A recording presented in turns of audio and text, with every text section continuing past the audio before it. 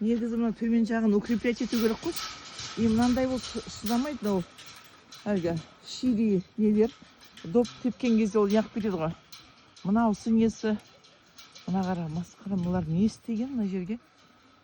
Өтіріктен өтірік әйтеу жасай салған ғой мынаның бәрін. Мына қара.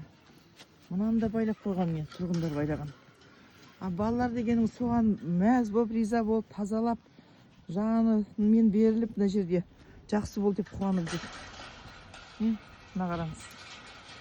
Мына жер тоже ұсталмаған. Астында укрепление болу керек, ол да жоқ. Бүкіл былай айтқанда мынау бар ғой, жасалған жоқ демейміз, жасаған.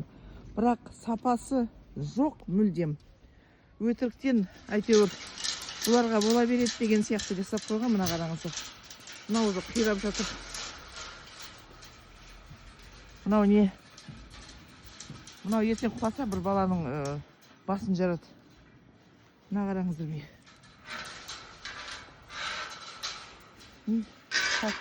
Шашылып жатыр.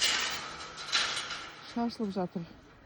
Енді Сағынбек мырза өзі сөз берген, жөндейміз, реттейміз, жасаймыз деп.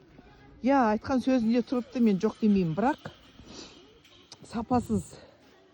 Енді осы жасаған кезде неғып тексермейді, мыналардың несі сөгемен көп қойған, бірдеңе құямыз деген ба. Мына жерге бірдеңе салып қойыпты өтіріктен. Мына қара, мына жұп-жұқашы, жұп-жұқа, мына ертең балалар құласа, мынадан, мына қараңызшы, жұп-жұқа, мынау миллиметровый, наверное, толщина. Негізі ковровое покрытие сияқты болу керек қой. Астына не төсеу керек, допустим, песок. Сөнген үстінен мынандай қалың ковровое покрытие жасау керек. Бәрі жер сол.